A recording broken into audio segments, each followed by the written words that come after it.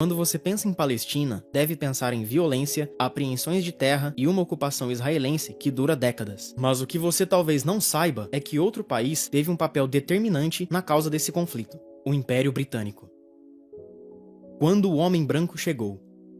De 1516 até pelo menos 1917, a Palestina estava sob o controle do Império Otomano, uma terra de religiões diversas, onde cristãos, muçulmanos e judeus viviam lado a lado, majoritariamente em paz. Então, no início dos anos 1900, um pequeno número de judeus europeus estavam tentando angariar apoio para o sionismo e estabelecer uma pátria judia. 20 anos antes, em 1897, um movimento liderado por Theodor Herzl foi iniciado em uma conferência na Suíça. Eles decidiram que advogariam por uma pátria judia na Palestina, mas o movimento não tinha muito apoio naquele momento. Na época, apenas cerca de 8% da população da Palestina era judia. Ao mesmo tempo, o nacionalismo árabe estava em ascensão e muitos palestinos queriam um Estado independente. O Império Britânico conhecia as ambições de ambos, sionistas e palestinos, e se aproveitaram da situação para promover seus próprios interesses. Em 1914, em meio à Primeira Guerra Mundial, os britânicos entraram em guerra contra os otomanos. Em 1915, Henry McMahon, representante britânico do Cairo, se aproximou de líderes árabes com uma proposta. A Grã-Bretanha aceitaria a independência árabe se eles os ajudassem na luta contra os otomanos. Então, em 1917, o secretário de Negócios Estrangeiros britânicos escreveu uma carta de um parágrafo para Walter Rothschild, uma figura proeminente na comunidade judaica britânica. Ela dizia: "O governo de Sua Majestade vê com bons olhos o estabelecimento de um lar nacional para o povo judeu na Palestina e dedicará seus melhores esforços para facilitar a realização desse objetivo." Esta carta ficou conhecida como a Declaração de Balfour e estava em flagrante contraste em relação à declaração dos exércitos britânicos e franceses de 1918, que assegurava autonomia aos povos da Síria, Palestina e Mesopotâmia. Então, o que estava acontecendo? Os britânicos prometeram independência para os árabes que viviam na Palestina, mas também prometeu uma pátria para os judeus numa terra que já estava habitada. Os britânicos estavam apenas dando terras que não lhes pertenciam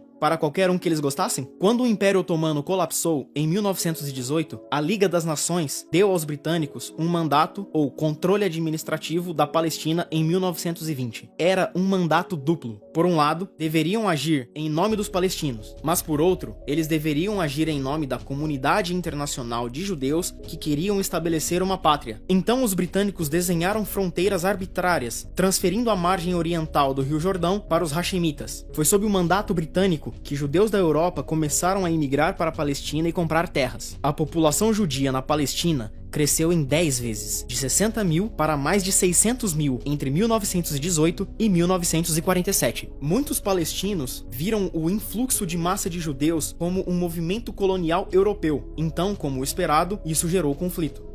Em 1929, revoltas eclodiram no Muro das Lamentações, em Jerusalém. Tanto palestinos quanto judeus perderam suas vidas. Em 1936, após a imigração judia crescer ainda mais revoltas eclodiram. Dessa vez, os britânicos foram duros e mataram entre 2.000 e 5.000 palestinos. Uma comissão real britânica concluiu que, por causa da Grã-Bretanha ter permitido imigrações em massa, a Palestina tinha duas sociedades distintas que não poderiam ser reconciliadas. Eles recomendaram a partição da terra. O Alto Comitê Árabe rejeitou, dizendo que a terra inteira lhes pertencia. Então os britânicos suprimiram o Alto Comitê Árabe. Eles introduziram o Livro Branco de 1939. Ele afirmava que a Palestina deveria ser um estado binacional habitado por judeus e palestinos, mas que a imigração judaica seria limitada por 5 anos. Mas a imigração ilegal ainda existia e a violência continuava a eclodir. E quando os britânicos não conseguiram lidar com a bagunça que ajudaram a criar, eles devolveram o país para a ONU em 1948. A ONU, então, decidiu dividir Palestina. A história fica muito mais complicada depois disso, mas os britânicos, prometendo uma terra que já pertencia aos palestinos para outro povo, desempenhou um papel em décadas de conflito e banho de sangue.